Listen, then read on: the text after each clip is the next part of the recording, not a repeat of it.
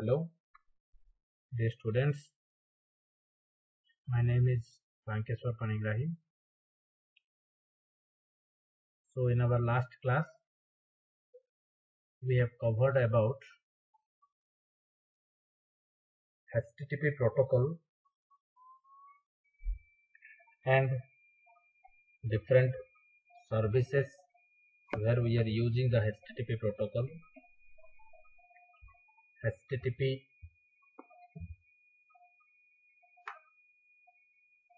overview. So, today we are going to discuss about the HTTP request and response method.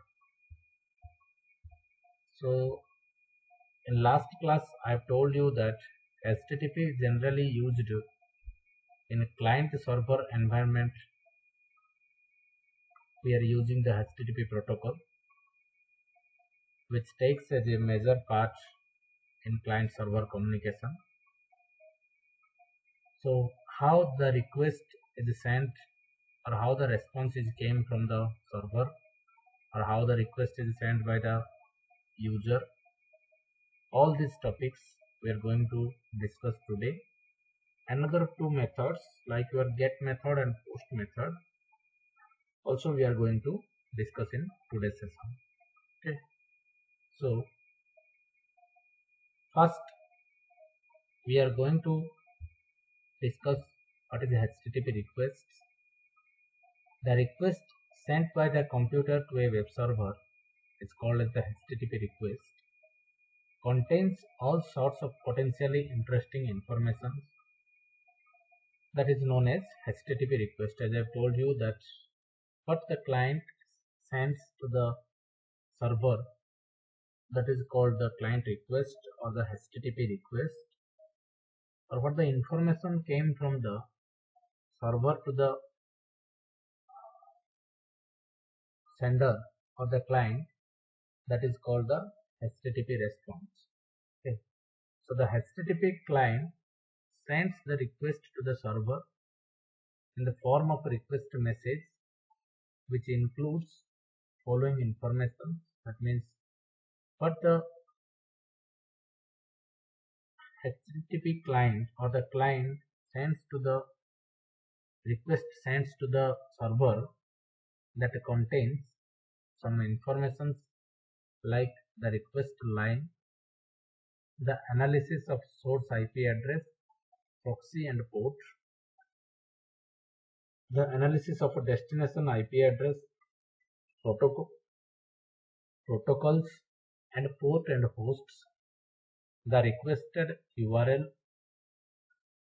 the request method and contents, the user agent header, the connection control header and the case control header. So these all the informations is having a client request which will be sent to the server by the clients. So this is the diagrammatic representation of the HTTP requests. The request line, the analysis of source IP address, the analysis of a destination IP address, the requested URI, the request method and content, the user agent header, the connection control header, and the case control header. Okay. So these are the HTTP request having these are informations inside it. Okay. So the HTTP request method indicates the method to be performed on the resource identified by the requested URI, or it can called as uniform resource identifier. This method is case sensitive and should be used in uppercase. Okay. So the HTTP request methods are of different types of methods are there, by means of which we are going to send our client requests to the server. Okay. So these are called as get, post, head and trace. Okay. So what is the use of get method? it asks to get the resource at the requested URL. What is the use of post method? Asks the server to accept the body information attached to it. It is like get request with extra information sent with the request. Next is your head. Asks for only the header part of whatever a get would return, just like get but within no body. Trace is asks for the loop back of the request message for testing and troubleshooting.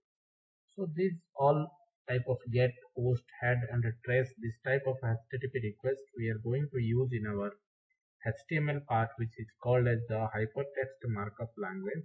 When we are going to use that hypertext markup language to create our requests or HTTP requests, then we are using as a methods of client request like get, post, head and trace, which we will be discussed in our coming classes.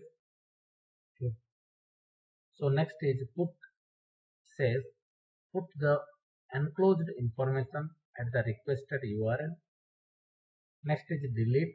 Says to delete the resource at the requested URL. Next is options. It asks for a list of the HTTP methods to which the thing at the request URL can respond. Then we are going to discuss about what is the difference between the get method and the post method. Okay, get request method and the post request method. So these are the differences between the get and the post method. So in case of get method, only limited amount of data can be sent because data is sent in header part only, or within the header part we are going to write only our heading, not the actually body part we are going to write in our header part. That's why here limited amount of data can be sent because data is sent in header part. Next is the post method. In case of a post request, large amount of data can be sent because the data is sent in the body, because the post is used in the body part. That's why we are requesting the large amount of data by the help of post method. So the get request is not secured because the data is exposed in URL bar. That means whatever we are writing in the heading or heading part, that is not secured because it is showing in the URL bar. Okay, when we are typing the request. And post request is secured because we are used it is in the body part. Okay, so the get request can be bookmarked, but the post request cannot be bookmarked. Next is get request is item content. It means second request will be ignored until response of a first request is delivered. That means if a client, suppose, sends a request and by sending that request, again if the client is like to be sent some requests, then automatically the first request will be granted by the server, and until the first request, the response for the first request is not completed, the second one will be ignored, or the second one request will be ignored. Okay. But in the post request, it is non-item content. So the fifth point is get request is more efficient and used more than post. Okay, but the post request is less efficient and used less than get. Okay. So these are the basic differences in between the get method and the post method. Okay. So get and post, two common methods for the request response between a server and a client. So the get, it requests the data from a specified resource. Post, it submits the processed data to a specified resource.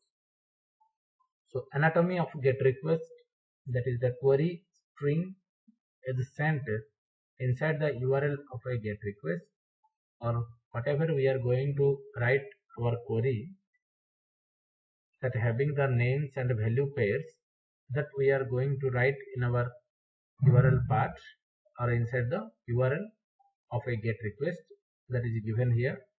So here this is the structure of your GET request method.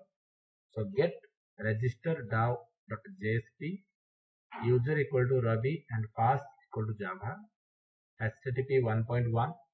Here host is www.javatpoint.com, user is agent Mozilla 5.0, accept, keep alive 300, connection keep alive. So these are the body part or the anatomy of your GET request. So here we are using the request headers. These are the headers we are using in our request, and this is the HTTP method, and this is called the register DAO.jsp is called the path to the source on web server, and this is called as the user equal to Ruby and pass equal to Java. These are the parameters where we are using the Ruby parameter and Java in case of user and pass, and the protocol versions browser supports are given in this path. HTTP is the protocol, hypertext transfer protocol, and this is the version of HTTP, that is 1.1, and the browser supports is user agent, that is Mozilla 5.0. So these all information it contains by the GET request. Okay, GET request URL. Okay. So next we are going to the anatomy of POST request. Like your GET request, the POST request also having the request headers and the path to the source on web server and protocol version and browser supports. Apart from that, though we are using it in body part of our HTML language or our request method, that's why we are using here another part that is called as the message body part. Okay. So this is all about your HTTP request and response method. You go through it carefully, and if you have any doubts, then you will ask. Okay. Thank you.